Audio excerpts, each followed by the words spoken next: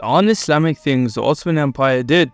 That was my last video, and I feel it's only right and fair to history and the Ottomans in general that I make a video on the Islamic or the good things the Ottoman Empire's sultans actually did. Join me on an interesting quest as we understand the late Ottoman Empire. Today we will look at the great things the Ottoman sultans did. I will go ahead and start with Sultan Abdul Majid. He ruled from 1839 to 1861 as the 31st Sultan of the Ottoman Empire. He wasn't the best ruler there was, but he did initiate the Tanzimat reforms, which were an attempt at modernizing the Ottoman Empire. He also lost territory during the Crimean War and some Balkan conflicts. However, one thing about Sultan Abdul Majid is he had a big heart and he cared for humanity in general. When Ireland was going through what is now known as the Great Potato Famine of 1845, the Sultan extended a helping hand to the Irish. He at the time donated £10,000, which right about now would be worth around £1.5 million. However, since Ireland at the time was occupied/ruled by Britain had gone ahead and declined the offer since the Queen Victoria had only donated £2,000 herself, and they didn't want to embarrass her. Without caring, Sultan Abdul Majid went ahead and set ships filled with food and medicine.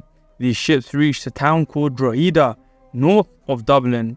The residents of Drogheda were so happy they made a plaque to remember this great act. They even placed a star on the moon on their football team's flag as a token of appreciation to the late Ottoman Empire. This shows the generosity of the Ottoman Empire.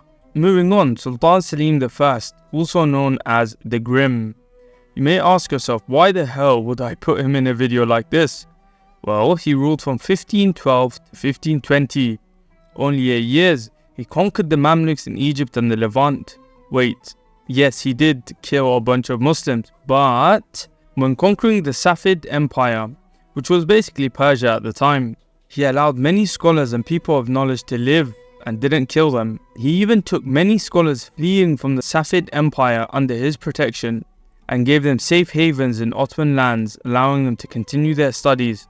Now, even though I disagree with his conquest on Muslim lands, I have to admit he did care of the people who sought knowledge. Next, Sultan Mehmed IV, ruling from 1648 to 1687, had a very hard time ruling. Main reason being, many internal affairs had risen up. Not only that, he also had to deal with his reputation taking a blow after he had lost the famous siege of Vienna. During a fire disaster in 1660, the Sultan swiftly organized relief efforts, providing shelter, food, and medicine to the affected population. His fast response helped alleviate suffering and helped rebuild the city. Next, we'll talk about Sultan Ahmed I, who ruled from 1603 to 1617. He is well known as the Sultan who commissioned the construction of the Blue Mosque. I'll go ahead and play a video of the Blue Mosque. Hopefully you enjoy this.